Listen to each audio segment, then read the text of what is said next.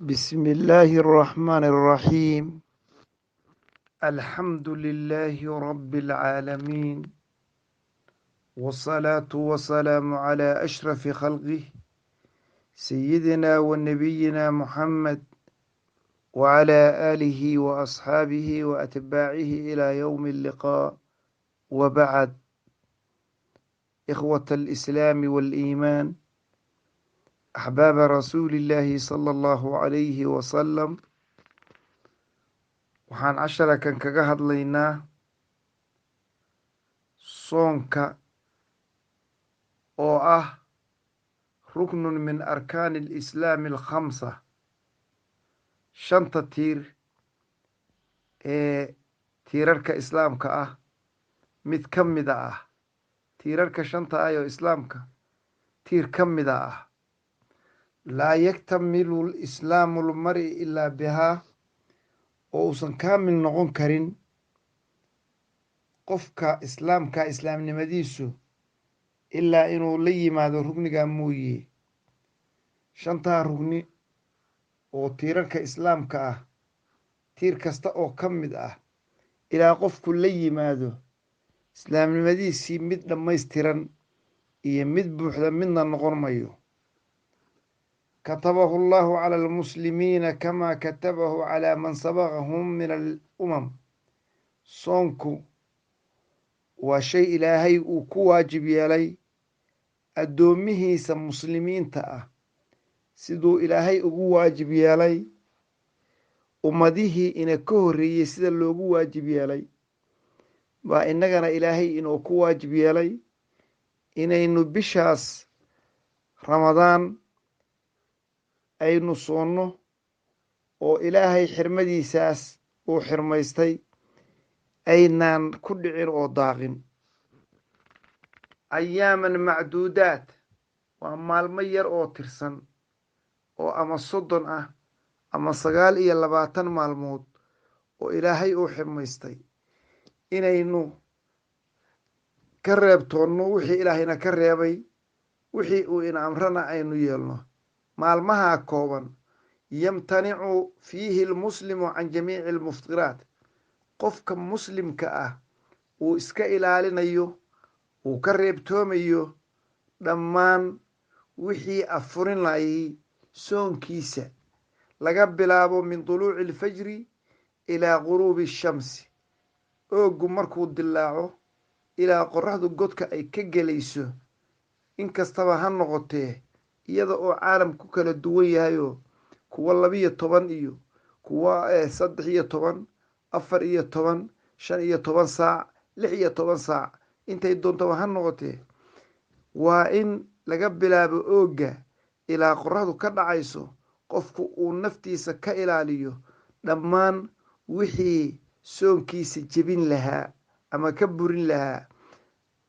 ama ha ahaado mid si muuqata u jebinaya, ama mid xataa wixii macno ahaan u jebin lahaa oo ajriga ka nuqsaamin lahaa ha ahaatee, isaga oo arrintaa uga haraya biniyati tacabudi lilaahi subxaanahu wa tacaala, addoonsi ilaahay uu ku addoonsaday. oo waxa kan rabbigay acmaasheenna wax ay tarayso ma jirto, laakiin waa addoonsi layna ku addoonsaday. marka niyatu tacabud isaga oo ula imanaya ayuu qofku laga rabaa inuu naftiisa ka reebo wixii soonkiisa wax u dhimi lahaa ooga hore markuu dilaaco ilaa qorraxda godka ay ka gelayso. fa huwa min acdami ataacaati alatii yutaqarabu biha ila allahi subxaanahu wa tacaala. soonku wuxuu ka mid yahay waxyaabaha ilaahay lagu adeeco, waxyaabaha ugu waaweyn ayuu ka mid yahay, oo addoonku uu ugu dhowaado ilaahay ridihiisa iyo raxmaddiisa iyo khayraadkiisa uu ugu dhowaado.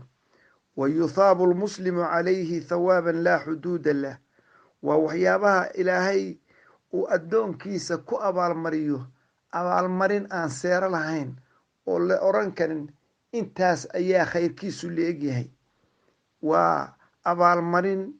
qofka muslimka ah markuu amarkaa ilaahay qaato oo ilaahay u soomo, ilaahay wuxuu ku abaalmarinayaa abaalmarin aan seere lahayn ayaa ilaahay ku abaalmarinaya. wa bihi tukfaru dunuub, sababtiis soonka aada soomayso sababtiis ayaa ilaahay addoomihiisa ugu dembi dhaafaa. ilaahay addoommadiisa wuxuu ugu dembi dhaafaa soomidda addoonku uu soomo. wa bihi yaqi llaahu alcabda min annaar, sababtiis ayaa ilaahay addoonka naarta kaga ilaaliyaa oo kaga badbaadiyaa. wa bihi yastaxiqu alcabdu dukhuula aljinaan, soonka dartiis ayaa ilaahay addoonka wuxuu uga dhigaa xaq uga dhigaa ama uu ku mutaystaa addoonku inuu jannada galo, weliba min baabin khaasin ucidda lisaa'imiin, albaab ama irid gaar u ah dadka sooman baa laga geliyaa. dadka sooman baab u gaar ah, irid u gaar ah ayaa ilaahay ballan qaaday kuwa sooma inuu jannada ka geliyo oo cid aan iyaga ahayni aysan ka gelin. wa bihi yafraxu alcabdu cinda fitrihi wa cinda liqaa'i rabbihi, soonka addoonku uu soomo dartii ayaa addoonku ku farxaa. marka uu afuro addoonku waa farxaa, oo sida nabigeenu sheegay calayhi salaatu wasalaam, laba farxadood buu leeyahayoo cinda fitrihi, addoonku markuu intuu waajibka ilaah soo guto afuro wuu farxaa. wuxuu ku farxaa ilaahay waajibkiisii inuu soo gutay. marka ilaahay uu la kulmo qiyaamahana wuu ku farxayaa addoonku, wuxuu ku farxayaa soonkiisii. wa yucaddu asiyaamu madrisatan sixiya wa tarbawiya wa ijtimaaciya, waxaa lagu tiriyaa soonka waa dugsi caafimaadka laga helo, waa mid barbaarinta iyo arrimaha bulshada dugsi laga helo weeye. soonku waa dugsi caafimaad, oo waa tii nebigu uu lahaa calayhi salaatu wasalaam, sooma aada caafimaaddeene. waa caafimaad, waxa weeye waa naflayli, naftaadii baad rabaynaysaa oo waxaad ku sabraysaa wixii ilaahay kuu qadaray, amarkii ilaahay iyo xukunkii ilaahay baad u hoggaansamaysaa.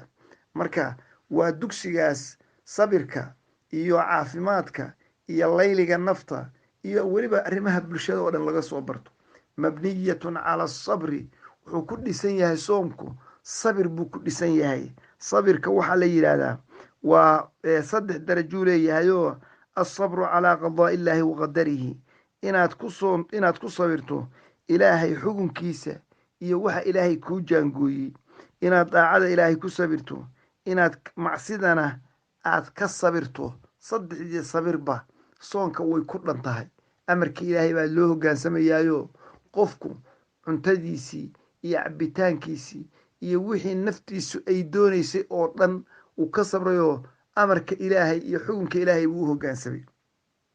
daacadii ilaahay buu ku sabrayoo haddee waa shayga ugu daacada ilaahay ugu cajiibsan weeye. sabir oo daaca wax lagu sabro waxyaabaha ugu cajiibsan ayay ka mid tahay.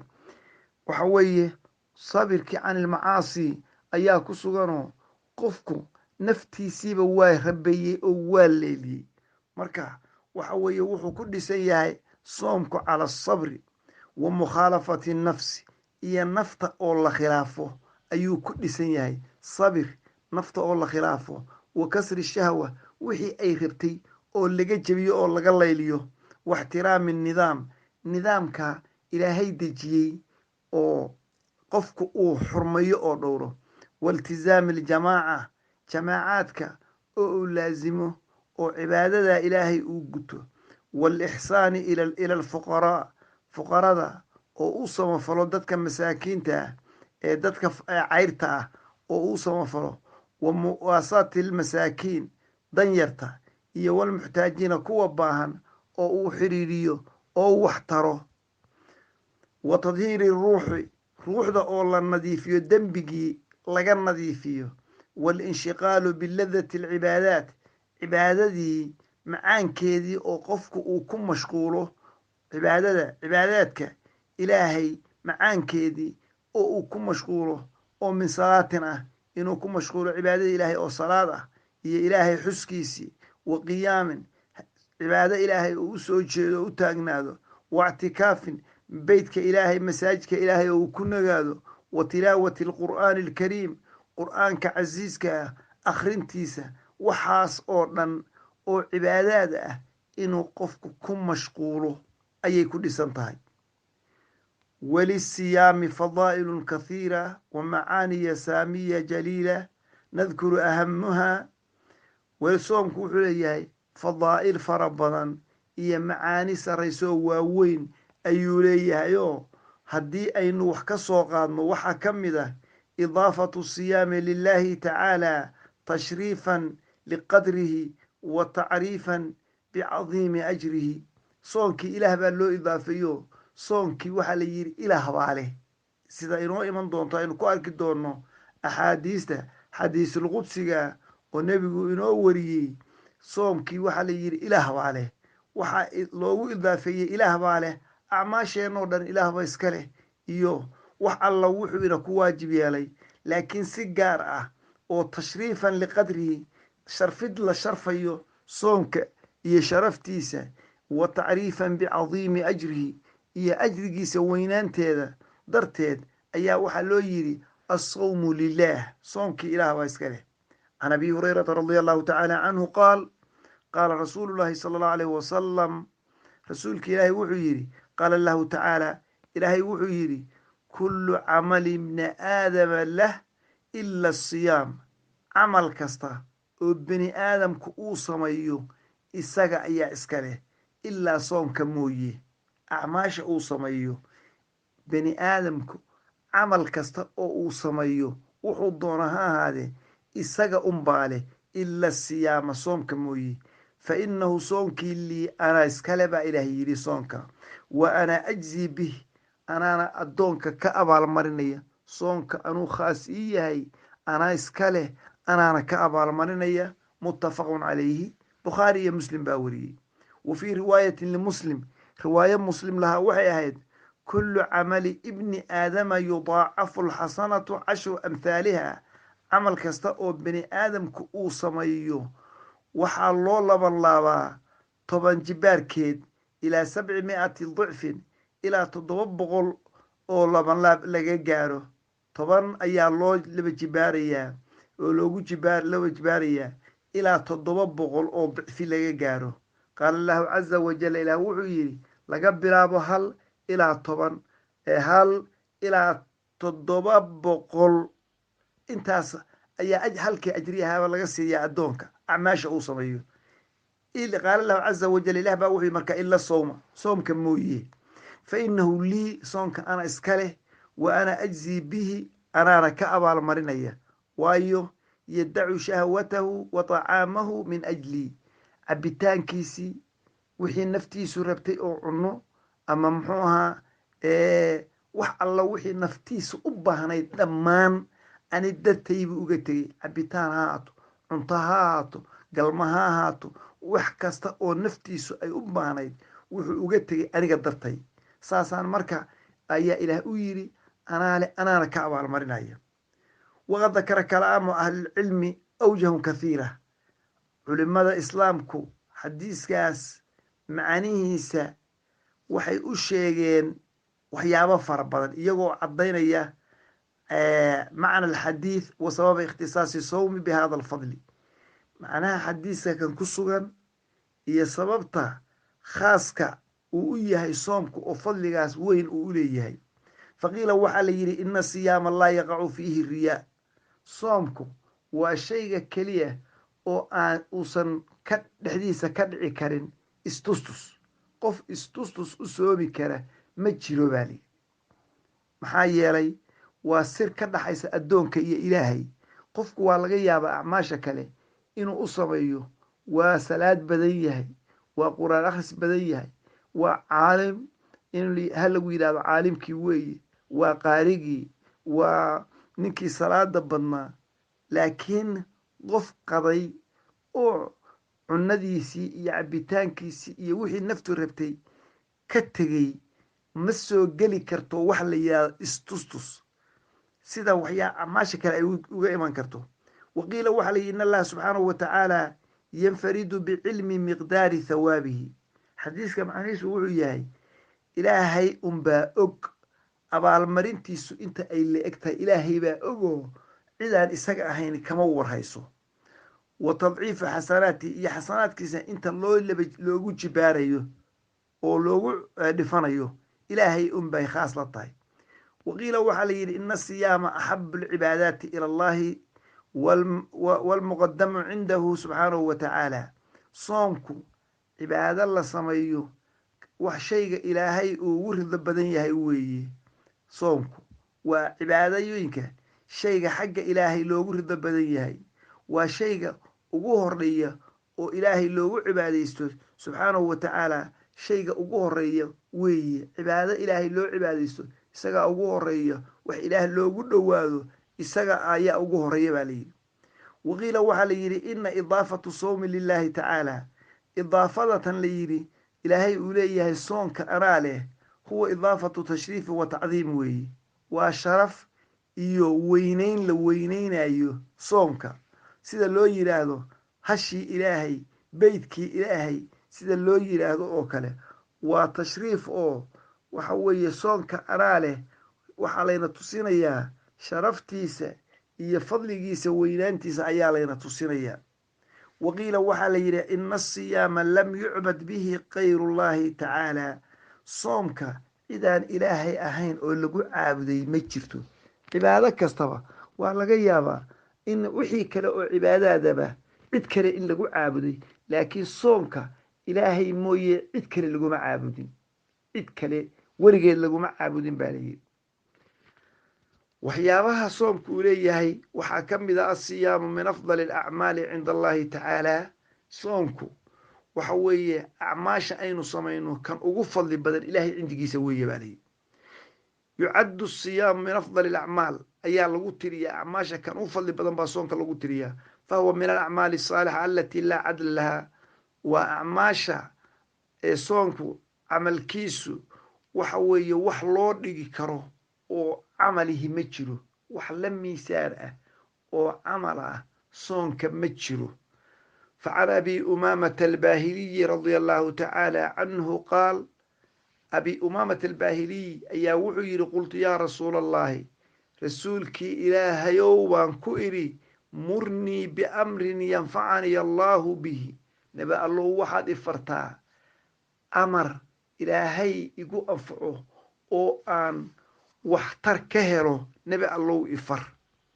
muxuu yidhi nebigu qaala wuxuu yidhi calayka bisawmi fa inahu laa mithla la laazim oo la imow soon wax loo dhigo soon ma jire wax camal ah oo la mid ah ama la barbar dhigi karo soon ma jire soonka laazim ayuu yidhi nebigu calayhi salaatu wasalaam saxaabigii ku yidhi nebi allow waxaad ii amartaa amar ilaah igu anfaco oo ilaah khayraad iga siiyo rawaahu axmed wanasaa'iyu imaam axmed iyo nasaa-i baa weriye weliba bisanad saxiixa waxaa weeye asiyaamu junnatun min shahwaati dunya wa cadaabi alaakhira soonku wuxuu gaashaan ka yahay wax alla wixii nafi doonayso oo jeclayd oo xumaan ah iyo cadaabka aakhiraba gaashaan buu ka yahay wixii xumaa oo naftu rabtay iyo cadaabka aakhiro labadaba gaashaan ayuu soomku ka yahay asiyaamu junna ay wiqaayatun fi dunya waalaakhira soomku waa gaashaan adduun iyo aakhiraba fayaqi lmuslima fi dunya min alwuquuci fi shahwaati waalmacaasi soomku waa gaashaanoo qofka muslimka ah adduunyada wuxuu ka ilaaliyaa inuu ku dhaco macsi iyo wixii nafi ay raadinayso oo xumaa oo dhan inuu ka ilaaliyo wayaqiihi fi laakhirati min alcadaab aakhirana wuxuu soomku ka ilaaliyaa qofka cadaabka ayuu ka ilaaliyaa fahuwa xisnun xasiinun fi laakhirati min alcadaab waa dhufays adag ayuu aakhiro ka yahay naarta dhufays adag ama derbi adag ayuu naarta derbi adag oo aan dumi karin ayuu yahay soomku oo naartii kaa xiga oo marnaba aysan naarta ilaahay aysan ku soo gaari karayn facan abi hurayrata radia allahu tacaala canhu ana rasuula allahi sal alيh wasalama qaal rasuulkii ilaahay wuxuu yidhi asiyaamu junna soomku waa gaashaan xumaan oo dhan buu gaashaan ka yahay, cadaab buu gaashaan ka yahay. falaa yarfuf walaa yajhal, hadal xun yuusan odhan qofku, yuusan cid ku gafin, hadal xun yuusan kaa soo bixin, afkaaga hadal xun yuu ka soo bixin,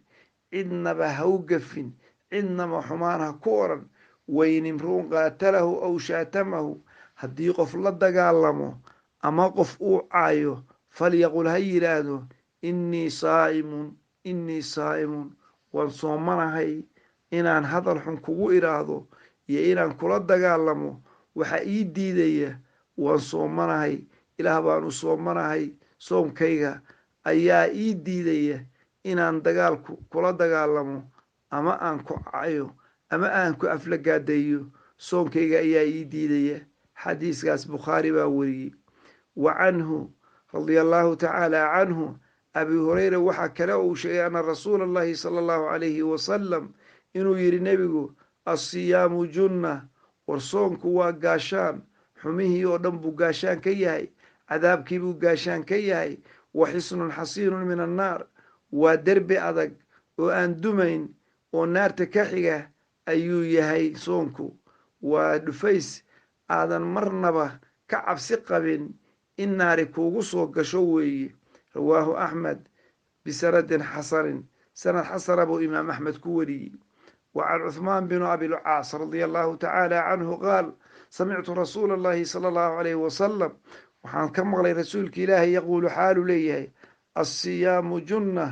جنة من النار. صومكو نار تقاشان بكيه وكي نار تكايل لني كجنة أحدكم من الغتال. سيقفك إذن كمده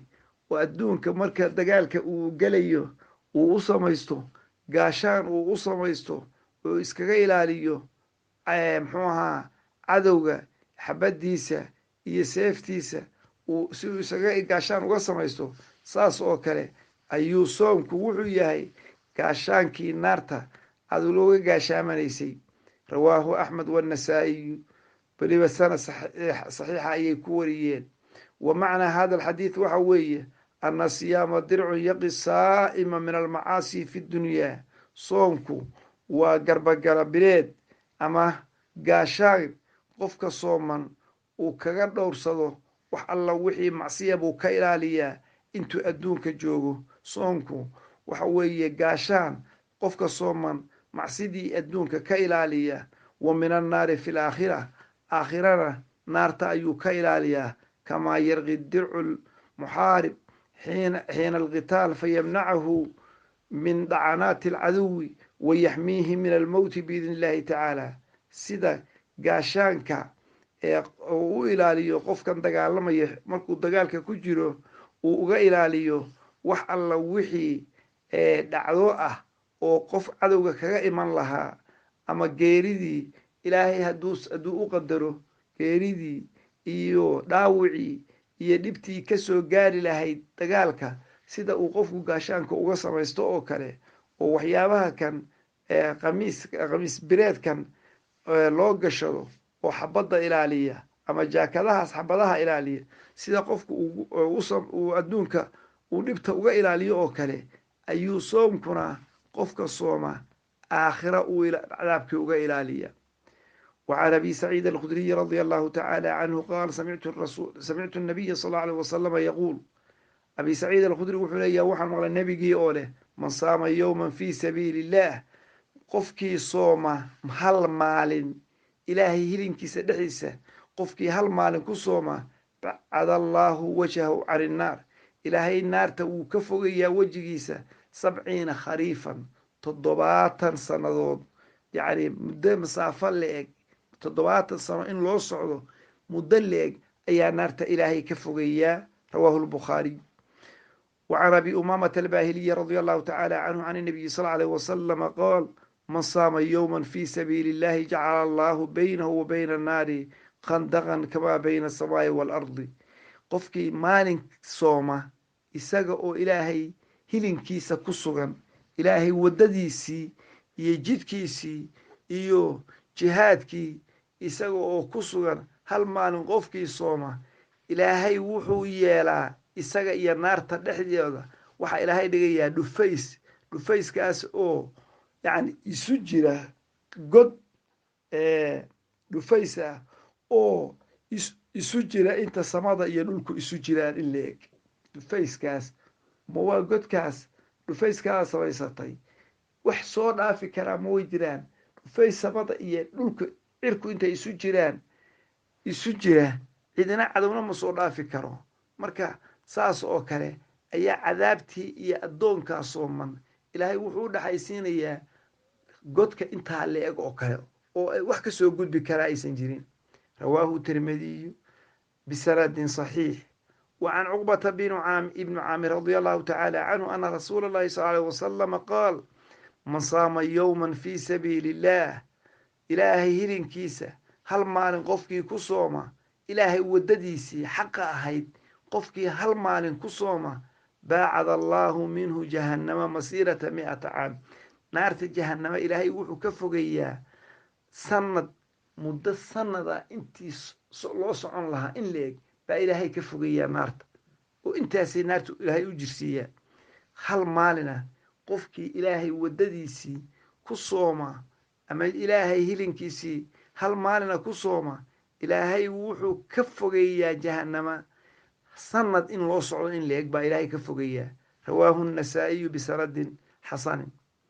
وحيابها صومكو ولياي معها وح لسوكو بكرو إن شاء الله تعالى casharadeenna dambe ayaynu ku qaadan doonaa waxyaabaha fadaaisha ah oo ilaahay bishatan khaaska kaga dhigay oo ilaahay uu ku sharfay oo fadiilo ah oo aynu helayno insha allahu tacaala duruusteenna dambe ayaynu ku qaadan doonaa وإلى اللقاء والسلام عليكم ورحمة الله تعالى وبركاته.